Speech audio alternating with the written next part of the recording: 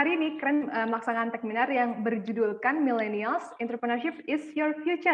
Sebuah riset Indonesia Millennials Report 2019 yang melibatkan sekitar 1.400 millennials dari 12 kota menunjukkan nih bahwa nggak semua millennials berorientasi mendapat pekerjaan dan menerima gaji setiap tahun.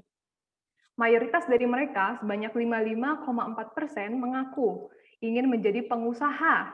Artinya, Bapak, Ibu, dan teman-teman semua, 7 dari 10 milenial memiliki jiwa bisnis. Nah, baik milenial junior usia 20-27 tahun maupun milenial senior 28-35 tahun. Oke, kita akan langsung aja masuk ke pertanyaan yang pertama. Oke, yang pertama nih pertanyaannya. Bagaimana tips dalam mengevaluasi profesi yang cocok untuk diri sendiri? Misalnya nih, apakah lebih cocok sebagai karyawan atau pengusaha? Pertimbangan apa saja sih yang harus dilihat dan dipikirkan? Wah, ini mirip-mirip nih sama presentasi Pak Sinji tadi ya. Oke, mungkin dari siapa dulu mau jawab, silakan.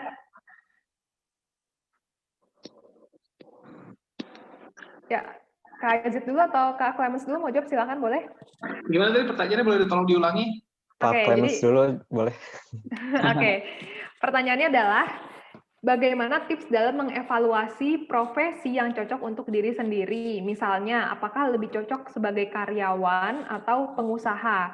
Pertimbangan apa sih yang harus dilihat dan kita pikirkan gitu? Berarti ini antara karyawan atau pengusaha nih gitu. Apa aja sih mungkin poin-poin yang harus dipertimbangkan gitu? Oke.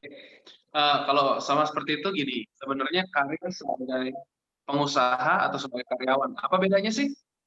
Gitu loh.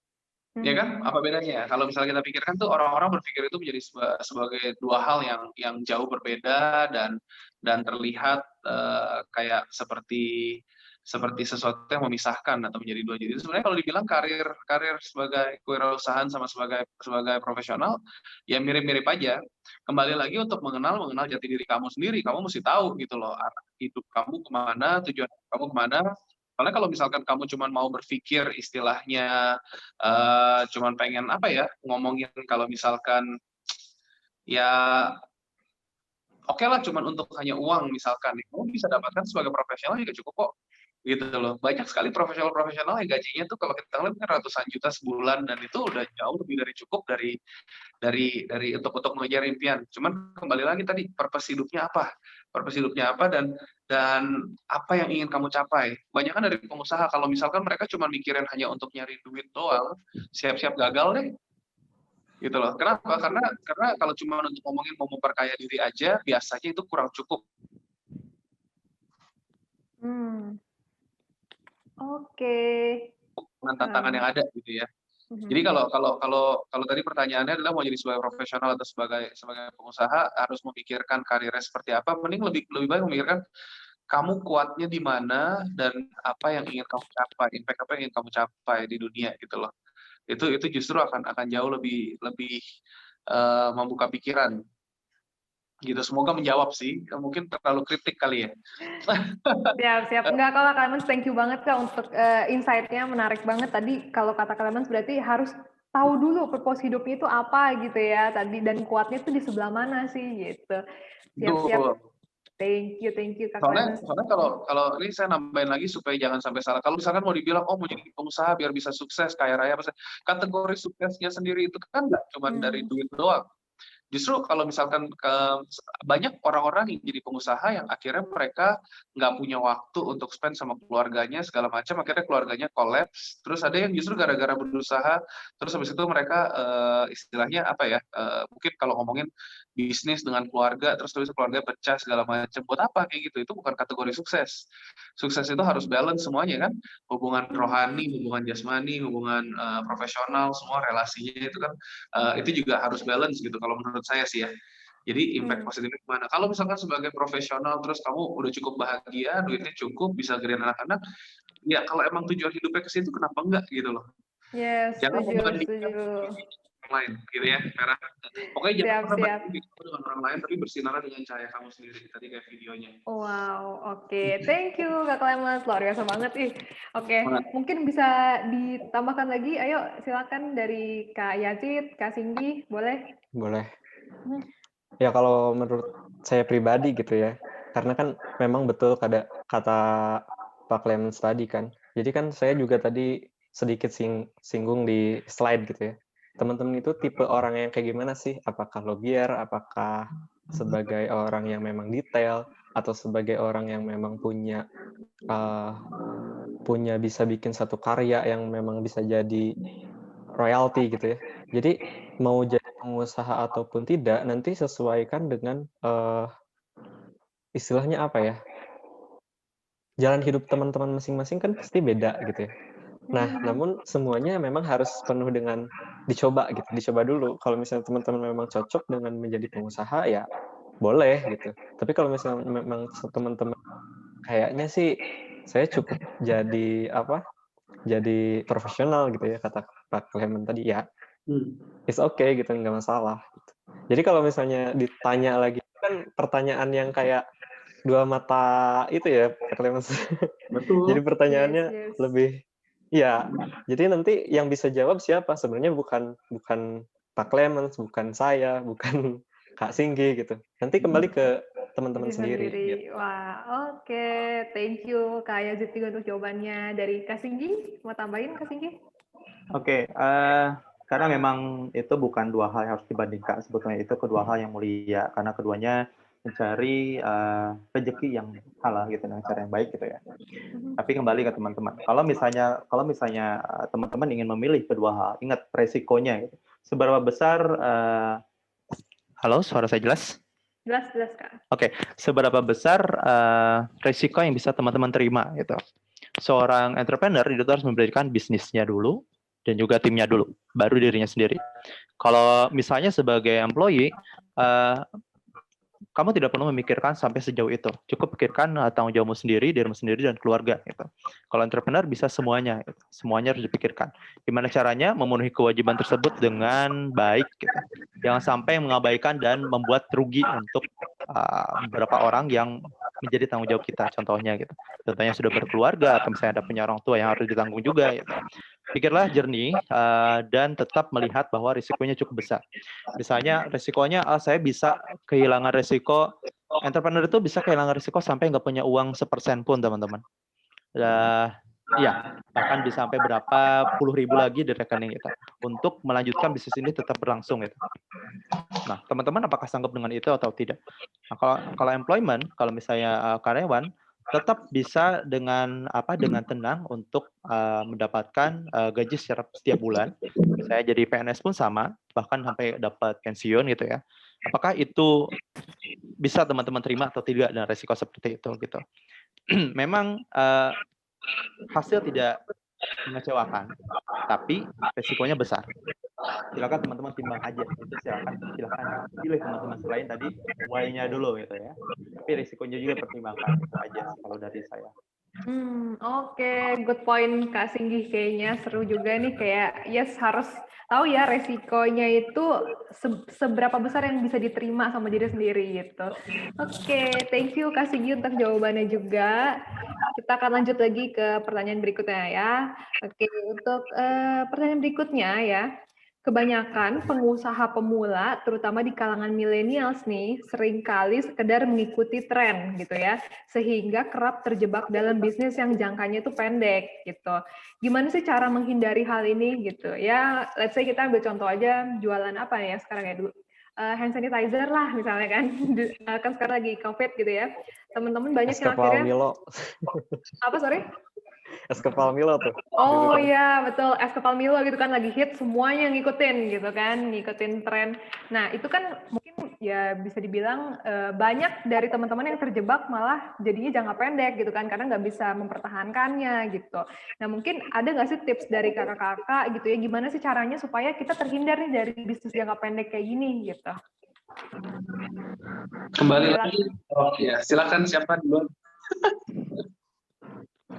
Kalau boleh. Oh, boleh. Duluan silakan Kak Clemens, silakan boleh. Kembali lagi pikirannya tadi saya udah bilang kalau cuma untuk ngomongin duit doang, ya benar mungkin akan terjebak sama bisnis-bisnis yang hype trending. Salah nggak? Nggak salah kok. Kalau misalkan kamu pertama kali bikin es kepal Milo, yang pertama kali bikin terus jadi besar, terus itu kamu bisa cuan-cuan, bikin cabang banyak. Tapi habis itu ya kamu harus sadar bahwa setelah itu harus ada pengembangan produk selanjutnya. Produk selanjutnya apa untuk supaya sustainability, karena produk adalah life cycle. Cuman kalau kita ngomong tadi saya bilang esensi kewirausahaan itu fokus untuk bantu orang lain terlebih dahulu. Kamu coba pikirin deh, sekarang lagi pandemi kayak gini, mau cari ide bisnis itu seperti apa, lihat berapa banyak orang-orang yang terkunci di rumah, yang takut keluar, dan itu makanya kenapa bisnis logistik berkembang, bisnis makanan juga berkembang, yang pada dikirim ke rumah, dulu awalnya pada takut, dan sekarang kalau mau tahu nanti mungkin next trendingnya, orang-orang akan mungkin mulai menumbuhkan sayurannya sendiri di rumah. Mungkin kita ngomongin hidroponik dan sebagainya, I think it's going to be the next big thing ya, terutama di kota besar sih. Jadi itu kemarin juga saya ngobrol sama salah satu profesor di bidang ini kan, apa, hidroponik ini agribisnis, itu arahnya mungkin akan ke situ. Kalau kita ngomongin kayak gitu, jadi semua apa ya, peluang-peluang sustainable itu justru peluang-peluang yang bisa mengubah hidup banyak orang menjadi lebih nyaman. Kita ngomong deh kayak ojek online. Ojek online dulu awalnya seperti apa, tapi itu kan menjawab permasalahan. Kalau kamu bisa pikir sekarang permasalahan apa yang ada di sekeliling kamu, dan kamu bisa menjadi sebuah solusi di situ, itu udah pasti akan berkembang sangat-sangat pesat. Dan yang gede-gede sekarang kita lihat deh, ojek online, Tesla, itu kan gede-gede banget untuk sekarang, karena mereka memikirkan untuk menjadi apa ya, solusi buat mengubah hajat hidup orang banyak. Itu. Jadi jangan terjebak ya, semangat. Siap. Thank you Kak Clemens untuk jawabannya. Lanjut mungkin dari Kak Singgi atau Kak Yazid, silakan mau menambahkan. Boleh diulang pertanyaannya? Oke, pertanyaannya itu adalah kebanyakan pengusaha muda gitu ya, pengusaha pemula, terutama di kalangan milenial seringkali sekedar mengikuti tren gitu ya, jadi terjebak dalam bisnis yang jangkanya pendek gitu. Gimana cara menghindari hal seperti ini gitu? Oke.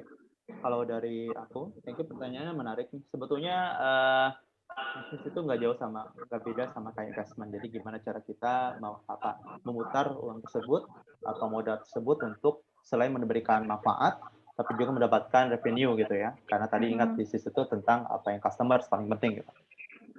Kalau pemerintah, iya makin banyak orang dan dana tersalurkan itu, maka itu yang berhasil gitu. Kalau bisnis itu berbeda. Jadi kita harus memikirkan pros cons-nya dengan baik. Kemudian kalau misalnya ternyata teman-teman ngikut tren, selama teman-teman punya end goals yang tepat, misalnya ini tren ini mungkin ketika teman tahu ternyata tren es kepal Milo ini hanya 6 bulan, atau tren ini bisa kayak es kepal Milo terus tahu isi pedas gitu kan, banyak banget yang memang jadi franchise, bahkan ayam yang bertahan sampai sekarang ya. Itu teman-teman silakan putuskan risiko teman-teman yang ingin terima itu berapa tahun. Misalnya teman-teman dengan modal 5 juta itu saya rasa bisa ROI dalam waktu 2 bulan misalnya. Terus ini pengen untung sampai berapa, misalnya sampai 200 atau 3 kali lipat dari pendapatan sekarang. Misalnya udah 3 kali lipat, close bisnis itu dan lanjut dengan bisnis lainnya. Yang jelas revenue itu bisa didapat gitu. Jangan terlalu terlena dengan satu bisnis, karena kalau misalnya bisnis yang jangka pendek seperti itu cepat geraknya gitu. Jadi mainnya harus bisa lebih cepat aja. Gitu sih. Oke, thank you Kak Singgi untuk masukannya juga. Sip, dari Kak Yazid ada tambahan mungkin? Mungkin kalau misalnya teman-teman ngikutin tren gitu ya, nanti ya kembali lagi tadi, ketika teman-teman menjalani satu bisnis, apakah ini bisnisnya benar-benar ide teman-teman atau ide orang lain terus teman-teman modifikasi, atau misalnya hanya ikut plek gitu, sama banget gitu. Kayak misalnya tadi es kepal Milo kan teman-teman plek sama es kepal terus dikasih Milo dan sebagainya. Tapi ketika teman-teman bisa berinovasi terus, misalnya es kepal Milonya tadi kata Pak Clement tadi jadi produk yang berbeda gitu ya. Mungkin teman-teman bisa bertahan, bisa sustain ketika teman-teman punya branding yang kuat juga gitu. Misalnya kayak contoh aja kita kalau misalnya di bisnis makanan gitu ya. Misalnya Abnormal gitu. Kan produknya hanya misalnya mie mie Indomie gitu ya. Tapi mereka kan bisa terus improve gitu. Nah, bagaimana teman-teman ketika ngikutin satu tren, tapi teman-teman bisa improve itu it's good gitu. Itu bagus banget. Di YZD sendiri udah hampir masuk ke 5 tahun gitu. Bisnis kami memang di hobi. Nah, teman-teman perlu lihat juga kalau misalnya bisnis di hobi itu biasanya orang-orang hobi itu sangat sangat aware gitu, sangat setia banget gitu di satu hobi gitu ya. Tapi teman-teman tetap harus mulai adaptasi lagi apakah di hobi tersebut ketika corona bisa menyesuaikan lagi atau tidak gitu. Jadi nanti pertimbangannya banyak. Yang terpenting sih inovasi menurut saya. Karena ketika kamu tidak inovasi ya kamu mati gitu. I see. Siap, thank you Kak Yazid untuk insight-nya juga. Kalau kata Kak Yazid itu inovasi ya tadi ya. Sip, thank you. Oke, untuk pertanyaan selanjutnya nih ya. Pertanyaan selanjutnya adalah kesalahan apa sih yang harus dihindari pengusaha pemuda pemula? Bahasanya agak susah ya. Kesalahan apa yang harus dihindari pengusaha pemuda pemula?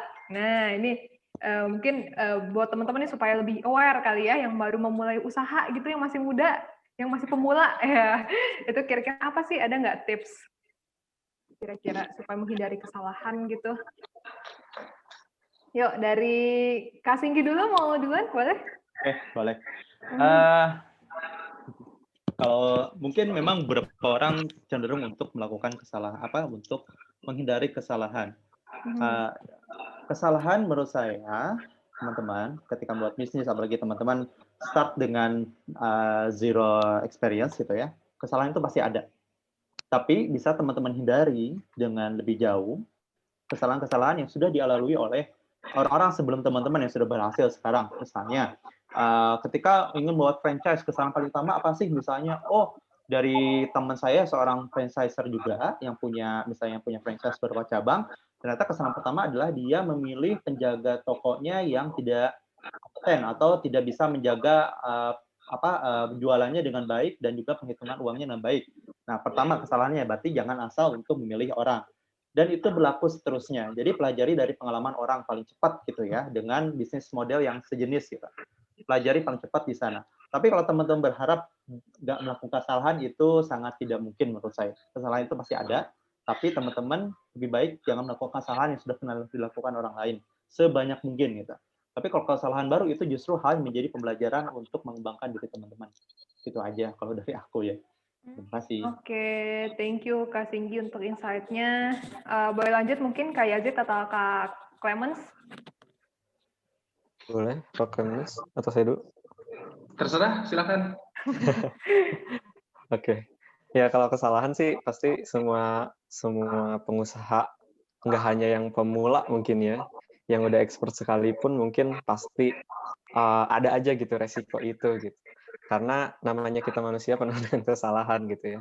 Namun ya tadi betul, untuk meminimalisir kesalahan tersebut ya teman-teman harus belajar dari kesalahan orang lain gitu ya. Mungkin banyak kisah-kisah, makanya saya suka baca buku gitu ya, baca buku tentang kisah sukses beberapa orang sukses gitu ya, di dunia maupun di Indonesia gitu. Nah, banyak kesalahan-kesalahan mereka yang mereka ungkap di dalam buku atau mereka ungkap di cerita mereka gitu. Nah, itu bisa kita pelajari. Makanya teman-teman, saya saranin sih kalau pengusaha ya tentunya harus sering baca buku gitu ya. Karena nanti di sana banyaklah ketemu gitu ya, kesalahan kalau bisnis tuh bukannya kayak gini, harusnya kayak gini gitu. Nah, selanjutnya mungkin tadi betul saya juga singgung di slide saya, belajar dari ahlinya. Ketika teman-teman belajar misalnya main bola gitu, tapi belajarnya jadi coach basket gitu kan nggak nyambung gitu. Makanya belajar dari ahlinya. Ketika teman-teman belajar dari ahlinya, nanti teman-teman akan dipandu gitu ya sama coach tersebut. Oh, kalau misalnya kamu di bisnis bidang crafting atau di bidang teknologi gitu ya, bagaimana sih step by step-nya sehingga nanti teman-teman tidak mengulangi kesalahan yang sama yang dilakukan oleh orang-orang sebelumnya gitu. Jadi nanti teman-teman bisa lebih meminimalisir kesalahan. Namun jangan takut salah sih kalau menurut saya. Pasti ada masanya gitu. dari kesalahan itu yang terpenting teman-teman bisa belajar dari kesalahan tersebut. Oke, thank you Kak Yazid juga untuk jawabannya. Dari Kak Clemens? Saya cuma nambahin, jangan takut untuk mencoba aja. Jalanin dulu, jangan takut untuk gagal. Dan kalau misalkan emang udah gagal, saya kasih pesannya satu. Papa saya selalu pesan dulu, Papa almarhum bilang, orang sukses itu bukan orang yang nggak pernah gagal, teman-teman. Tapi orang sukses itu adalah orang yang setiap kali dia mengalami kegagalan, dia terus coba bangkit lagi, coba lagi. Jadi kalau kamu nggak pengen gagal, ya kamu jangan pernah berhenti mencoba. Gitu sih. Jadi kesalahan itu kebanyakan orang mikirin, aduh nanti kalau saya maju A, salah, B, salah, C, gimana? Akhirnya nggak maju-maju. Akhirnya dia nggak jalan, akhirnya nggak maju dari bisnis. Mendingan coba jalanin dulu aja. Gitu. Dan kalau mau jalan, coba lagi. Semangat. Oke, thank you Kak Clemens juga untuk jawabannya. Oke, kita lanjut lagi nih ke pertanyaan berikutnya. Oke, pertanyaan berikutnya. Oke, pertanyaan berikutnya adalah, menurut artikel entrepreneur.com, pengusaha milenials yang baru mulai usaha seringkali mengalokasikan dananya secara berlebihan, namun kurang tepat sasaran gitu ya. Mungkin kan karena bingung nih, aduh ini duit nih, banyak nih, misalnya udah ada modal gitu kan, modalnya gede gitu. Nah, tapi mengalokasikannya belum paham nih harus kemana-kemana aja gitu kan ya. Nah, misalnya salah satu contohnya adalah sibuk menyuntikkan dana untuk berinovasi pada produk dan layanan gitu ya. Namun melupakan unsur dari marketing itu sendiri gitu. Gimana sih cara mengantisipasi kesalahan-kesalahan dalam mengalokasikan dana seperti ini gitu. Atau mungkin ada tips gitu ya, berapa persen harus di sini, berapa persen harus di sini gitu. Boleh izin saya jawab duluan. Berhubungan jam 3 ini saya harus live duluan, mohon maaf. Yes. Oke, mohon izin ya Mas Clemens dan Mas Yazid. Silakan. Oke. Dalam pengalokasian budget, sebetulnya memang ketika kita dihadapkan dengan uang yang sangat besar, itu sangat rentan untuk kita gagap atau keliru, atau misalnya terlalu terburu-buru untuk memutuskan sesuatu. But kembali itu dicoba aja sebetulnya. Cuman untuk menghindari bukan kesalahan, sebutnya kesalahan itu pasti, tapi kerugian yang lebih besar, coba teman-teman cari orang yang memang atau tim yang memang cocok teman-teman pilih untuk mengeksekusi bagian tersebut. Karena ingat, founders itu tidak harus bisa segalanya, tapi founders itu harus jeli melihat potensi yang tepat dan orang yang tepat untuk melakukan itu. Jadi jangan ragu untuk ketika melihat, oh ini potensi besar, risikonya besar, dananya besar, tapi harus orang yang tepat melakukannya. Nah, segera cari orang yang bisa teman-teman ajak untuk masuk ke dalam tim untuk mengeksekusi hal tersebut. Misalnya tadi dibilang, oh ternyata marketingnya kurang, oh ini, nah, cari orang yang bisa melakukan business analysis, bukan hanya analisis saja, tapi sampai ke tingkat operasional, sampai ke technical gitu. Jadi nggak cuma strategik gitu. Bisa jadi teman-teman founders, tapi teman-teman tidak tahu tentang hal itu. Cari orang yang tepat untuk hal itu. Kemudian set the risk percentage. Misalnya ketika teman-teman lihat, oh ternyata ketika saya targetkan untuk membuat marketing budget saya 200, misalnya saya set 200, misalnya 2 juta lah misalnya. 2 juta untuk 1 bulan, saya harap ada konversi ke paid users ke sampai 1.000 orang misalnya. Ternyata dalam tenggang waktu 10 hari dalam itu budget sudah habis 1 juta, tapi yang dikonversi cuman berapa persen, misalnya dari 1.000 hanya 30 orang. Apakah itu bagus untuk dilanjutkan atau tidak? Nah, teman-teman silakan putuskan. Kalau misalnya ternyata nggak bagus, berhenti dan lakukan teknik yang lain. Jadi paling kalau bahasa saya adalah, kalau agility adalah inspect and adapt. Jangan sampai udah target selesai, eksekusi aja sampai habis. Amati dalam perjalanannya, gitu, dalam prosesnya, dan temukan orang yang tepat untuk melakukan hal itu. Itu aja sih. Terima kasih. Oke, thank you. Mohon izin sebelumnya, thank you teman-teman semua. Saya lanjut dengan agenda berikutnya. Thank you atas kesempatannya. Thank you Pak Clemens dan Mas Yazid sharingnya juga. Mas. Thank you Kak Singgi, thank you banget untuk hari ini. Terus nanti kita kolaborasi bareng ya. Boleh Pak Clemens. Masih ada di grup kan? Enggak, ada lah harusnya di grup. Oke. Ada di grup WhatsApp kayaknya. Iya. Oke, assalamualaikum. Waalaikumsalam, thank you. Waalaikumsalam warahmatullahi. Oke, sip. Kita lanjutin lagi aja ya. Mungkin dari Kak Yazid atau Kak Clemens, silakan mau menambahkan. Masih soalnya sama kayak yang tadi ya. Untuk manajemen keuangan ya. Ya. Sebenarnya gini, kalau misalkan kita ngomong, saya kan bagi tadi kelas 1 sampai kelas 6. Kalau kamu baru mulai kelas 1, 2, 3, itu fokusnya pokoknya hanya di 80% dari kegiatan yang kamu lakukan, itu harus menghasilkan uang. Jadi apapun budgetnya, itu adalah untuk biasanya branding, marketing, sama sales. Karena kalau baru mulai, kita kan mau supaya bisnisnya terdengar sama orang dong, supaya orang-orang kenal dan aware akan bisnis kita. So, ya itu yang biasanya sih saya selalu ajarkan fokusnya di jualan, nggak peduli apapun itu. Mau dari door knocking, canvassing, social media, ads, terserah. Tapi yang penting semua orang tuh bisa dengar gitu istilahnya. Gitu. Kalau nanti udah naik ke kelas 4, kelas 5, kita baru ngomongin sistemisasi perusahaan, kita baru mulai ngomongin tentang kita ngomongin mungkin untuk bangun tim, kita ngomongin mungkin untuk SOP segala macam sistem lah istilahnya ya untuk pengembangan. Itu nantilah. Kalau yang baru mulai, pokoknya fokusnya di penjualan aja, sales, branding, dan marketing. Semua kegiatan yang menghasilkan uang, karena kalau nggak ada omset, ya percuma ngomongin mau naik kelas 3, kelas 4, kelas 5, gimana caranya mau ngomongin training pegawai, kalau nggak ada duitnya juga percuma gitu.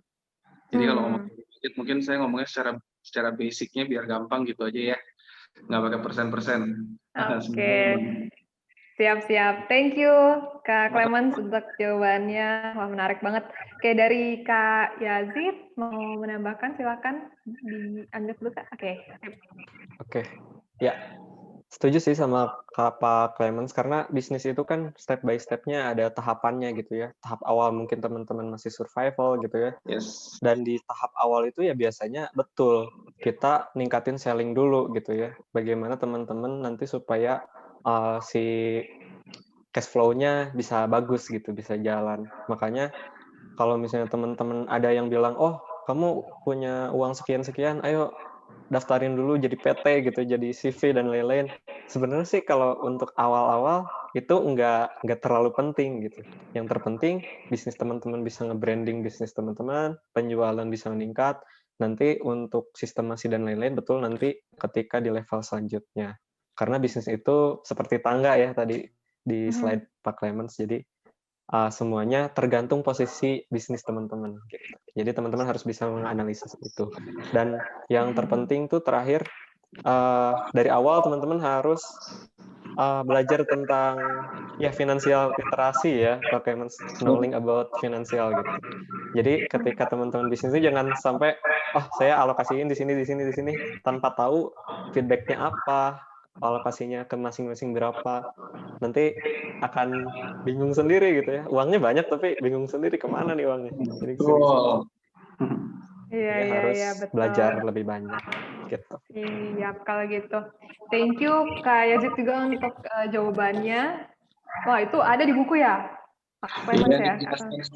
Dijelaskan semua di sini di buku dasar kita. Luar biasa. Itu yang tadi itu bukan Kak, yang di scan tadi bukan? Oh, bukan. Oh, beda lagi. Itu buku kedua. Oh, buku kedua. Oke, siap. Sip. Nanti bisa dapat di program saya. Oke. Sip. Mungkin ini sebenarnya masih ada beberapa pertanyaan yang kita siapin, cuma saya udah nggak sabar ya, kayaknya pengen ngebahas yang dari peserta dulu aja. Oke, kita akan ambil pertanyaan dari peserta ya. Tadi ada beberapa. Oke, ini ada pertanyaan dari Devi Febrianti. Kak, kalau misalnya mindset kita udah benar lah istilahnya, tetapi untuk mewujudkan galau sih, ini galau. Bisa dibantu nggak kira-kira Kak? Harus kayak gimana nih? Nggak dapat dukungan dari orang-orang terdekat atau dari keluarga katanya. Masih baper. Silakan Pak, Hajar. Boleh? Iya. Kalau misalnya dibilang tadi mindset-nya udah betul, nah ini berarti mindset-nya masih belum betul kalau misalnya masih baper gitu. Seorang pengusaha itu ya tentunya nggak boleh baper. Kalau misalnya keluarganya belum mendukung, hajar dulu terus. Ketika nanti teman-teman bisa ngebuktiin, keluarga saya aja baru tahu saya bisnis itu ketika saya bisa ngebuktiin gitu. Baru, oh ternyata menghasilkan juga gitu. Akhirnya bisa diterima gitu. Jadi kalau menurut saya pribadi sih hajar dulu aja. Nanti ketika teman-teman bisa ngebuktiin, pasti orang-orang sekitar ngedukung sih. Oke, jadi Gitu. yang penting bisa buktiin gitu ya, luar biasa. Iya, Oke. dengan bukti. Yap. Thank you Kak Yazid. Dari Kak Clemens, ada tambahan mungkin? Ini akan jadi pergumulan buat kamu pasti ya yang nanya tadi.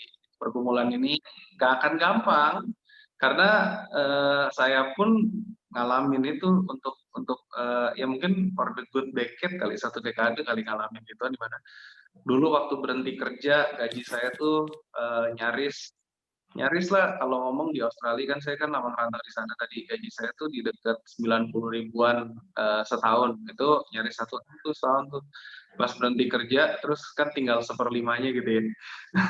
Terus diomongin tuh sama orang tua kan, kenapa nih, lu karir udah bagus gini segala macam bla bla bla gitu kan. Tapi ya benar, kamu harus terus jalan dan percaya sama impian kamu. Kamu akan ngalamin tantangan dan mungkin akan berat kalau orang-orang terdekat nggak bisa mendukung. Yes, karena sebenarnya gini, tapi ngelihatnya orang-orang terdekat kamu tuh sayang sama kamu dan mereka tuh pengen kasih opini yang terbaik.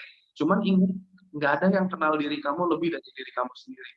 Jadi kamu harus bisa kenal diri kamu bahwa opini-opini tersebut is overrated karena kamu yang bisa melihat impiannya. Kalau saya cerita ngebangun di entrepreneur society segala macam, itu akan jadi apa ya, dibilangnya wah impian lu terlalu besar deh, wah mempersatukan Indonesia tanpa diskriminasi SARA lah, mensejahterakan segala macam. Mereka nggak ngerti apa yang lagi dibangun. Jadi kayak Jack Ma mau ngejelasin dia punya Alibaba, Mark Zuckerberg mau ngejelasin tentang Facebook, nggak ada yang ngerti gitu loh. Itu cuma di kepalanya dia gitu. Tapi kalau kamu percaya dan kamu mau benar-benar kayak tadi, yang penting nggak peduli gimana pun terus maju ya, hajar, eventually akan ada hasilnya selama kamu tidak menyerah. Nah, mungkin saran saya nih, cari komunitas yang positif. Contoh kayak kita di Entrepreneur Society kan, pada saat lagi ngumpul, kita saling dukung.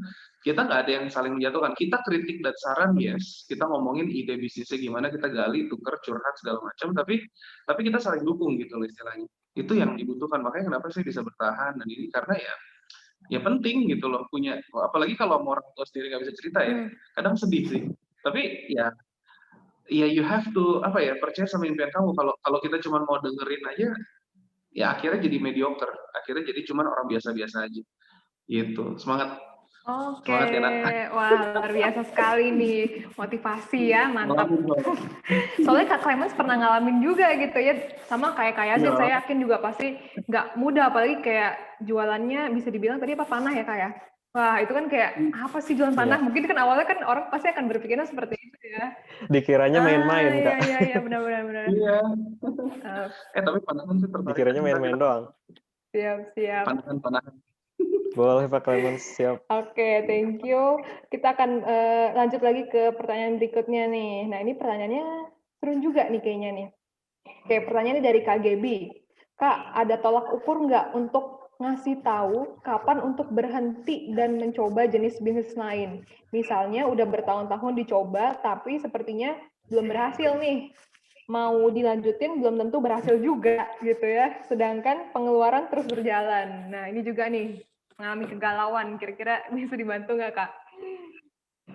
Boleh deh, aku jawab dulu, soalnya pernah ngalamin juga sih. Silakan. Ya, pasti ketika di bisnis itu ada satu titik ketika kita ngalamin memang penuh dengan ketidakpastian gitu. Apakah bisnis ke depan akan bagus, apakah ketika corona bisnis ini masih relate dan sebagainya gitu. Namun yang pertama kali saya ingat tuh, kita lihat lagi ke belakang. Kita ngejalanin bisnis ini udah beberapa tahun. Akankah kita naik ke level selanjutnya, atau kita, udah deh, beresin aja bisnis yang ini, kita bikin lagi, dan level 1 lagi. Ngerti nggak sih? Jadi level 1 lagi, mulai dari awal lagi. Kalau misalnya kasusnya emang nggak bisa diapa-apain gitu ya, tapi sih aku harap sih tidak ada yang tidak bisa diapa-apain lagi sih, kecuali memang teman-teman ada satu kasus yang memang wah parah banget gitu. Tapi toh semua bisnis pasti ada ujiannya gitu. Dan itu pastinya untuk teman-teman naik ke level selanjutnya. Nah, di sana teman-teman harus sadar, oh bisnis ini kita lagi ada ujian nih. Biasanya di tahun ketiga, mungkin tahun keempat, itu biasanya ada aja kegalauan itu. Namun ya tentu tadi namanya orang entrepreneur nggak boleh baper gitu. Jadi teman-teman kalau bisa belajar lagi gimana cara mengatasi problem di bisnis itu. Apakah memang ini bisnis stuck terus kayak gini atau memang cara ya kita nih salah nih, ada yang salah gitu kan. Teman-teman belum tahu masalahnya, itulah masalah terbesar gitu. Oke.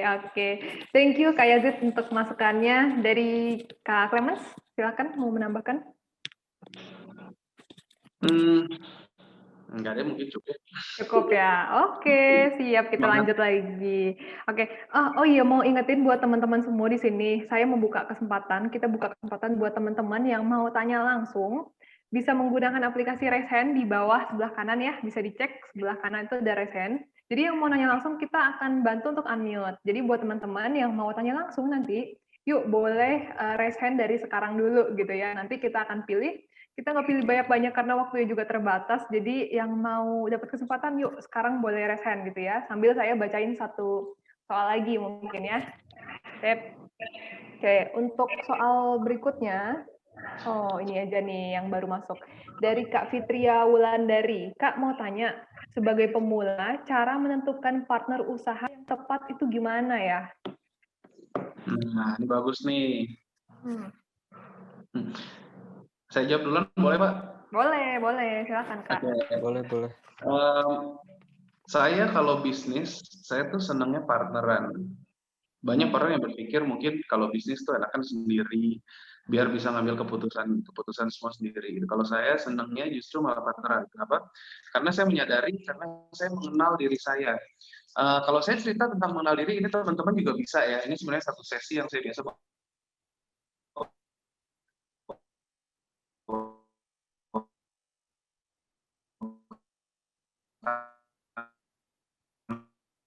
lagi terpisah dan itu banyak teman-teman bisa ngambil tes tadi ada DISC, tanpa praktis, itu teman-teman ambil gitu kan.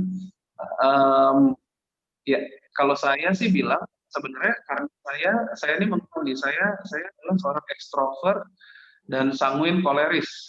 Jadi sebagai seorang ekstrovert koleris, saya tuh cocoknya sebenarnya di frontline. Frontline tuh kayak gini. Misalkan sebagai star atau mungkin sebagai istilahnya supporter ya. Jadi CEO handal tuh kebanyakan kalau ngomong hasil tes itu sanguin koleris atau dia di influential, di mana dia tuh bisa berhubungan dengan banyak manusia dan menginspirasi. Jadi bukan tipikal orang yang domineering, yang nyuruh-nyuruh, yang istilahnya mendominasi orang, tapi justru bisa merangkul orang banyak. Jadi saya tahu kekuatan saya di situ, tapi saya punya kelemahan kalau saya tidak punya sebuah produk atau saya nggak punya ideologi atau sesuatu untuk saya tawarkan, ya saya juga akhirnya jadi nggak bisa bersinar. Makanya gimana saya memilih partner, saya mengenal diri saya, kekuatan dan kelemahan saya, justru saya cari siapa yang butuh kekuatan saya nih istilahnya. Contoh, saya partner tuh selalu partner-partner orang kreatif, partner produksi. Mereka punya produk bagus. Contoh saya ada pabrik skincare. Itu dua-duanya dokter, partner saya tuh dua-duanya dokter dan mereka dokter kecantikan ya. Dan mereka tuh bisa bikin produk-produk yang keren-keren gitu istilahnya dan benar-benar bagus. Jadi kita sekarang buka jasa maklun. Nah, itu saya yang jadi bintangnya, saya keluar yang menyebarluaskan itu semua. Terus saya ada creative content marketing agency, partner saya pun juga ada partner produksinya gitu. Jadi saya yang lebih keluar untuk branding, lebih keluar untuk jadi persona gitu ya. Tapi di belakang layar tuh banyak partner-partner yang hebat-hebat justru gitu kan, yang istilahnya partner produksi. Dan saya juga tahu kelemahan saya sebagai ekstrovert dan sanguin koleris. Saya tuh punya kelemahan bahwa saya makro. Saya tuh berpikirnya secara mungkin visioner, pengembangan. Makanya kita ngomong Indonesia, skala Indonesia besar. Tapi pada saat ngomongin yang hal-hal perintilan, saya lemah di detail. Makanya saya rekrut tim kita. Itu ada tim, ada satu orang nih, ini contohnya Kak Monik deh. Itu salah satu orang yang saya sayang banget karena dia yang melengkapi gitu loh. Dia yang tahu jadwal saya, semuanya yang diurusin segala macam perintilan. Jadi kalau misalkan saya harus handle itu semua sebagai pengusaha, ya mungkin saya tidak bisa memberikan yang terbaik dari diri saya untuk mengembangkan perusahaan. Jadi kalau tadi pertanyaannya cari partner yang tepat seperti apa, kamu harus kenal kekuatan kamu dan kelemahan kamu. Itu 3 tes cukup untuk analisa, dan kamu cari orang-orang yang melengkapi. Jadi jangan cari orang yang sama kamu misalkan, karena nyaman, karena apa. Justru kalau punya partner yang saling bertolak belakang, itu malah mungkin melengkapi. Tapi ingat, kalau partnership, ingat tujuan awalnya adalah untuk membangun perusahaan. Jadi satu visi, satu misi dulu. Jangan sampai nanti ada ego. Nanti kayak bilang, wah, gue nggak dihargai nih, wah, gue nggak ini nih, atau wah, gue ngerasa kayaknya gini. Nggak gitu. Kita semua punya tugas kita masing-masing. Jadi ya harus saling dukung, saling support, harus saling menguatkan sebagai partner yang baik. Jadi gitu, itu mesti dibicarakan di awal gitu. Pembentukan tim juga sama seperti itu. Makanya saya selalu bentuk tim itu sebagai apa ya? Mungkin sebagai keluarga, tapi harus mengenal satu dengan yang lain ceritanya gitu. Gitu semua menjawab pertanyaannya. Karena saya sering banget gini, banyak yang sering nanya ini itu. I see. Oke, thank you Kak Clemens. Dari Kak Yazid ada tambahan? Ya, mungkin sedikit aja sih. Mungkin kalau teman-teman pasti, mungkin ini sih salah satu hal yang mungkin banyak pengusaha takutkan gitu ya, milih partner atau misalnya milih rekrutmen gitu ya, siapa yang cocok, apakah dia amanah, apakah dia jujur atau tidak, apakah dia cocok dengan kita. Well, tidak apa ya, istilahnya tidak ada satu hal pun yang bisa memastikan si partner itu tuh benar-benar pas dan bakal jujur gitu. Nah, bagaimana cara untuk tahu gitu ya, dia tuh cocok dengan kita? Ya nanti dengan berjalannya waktu gitu. Dan teman-teman jangan sampai ketika milih orang tuh, wah dia karena teman kita, oh dia karena misalnya saudara kita atau apapun gitu. Tetap tadi ya mengenal satu sama lain, dia kelebihannya apa yang bisa kita kolaborasikan, apa yang jadi kebutuhan dia, apa yang jadi kebutuhan kita.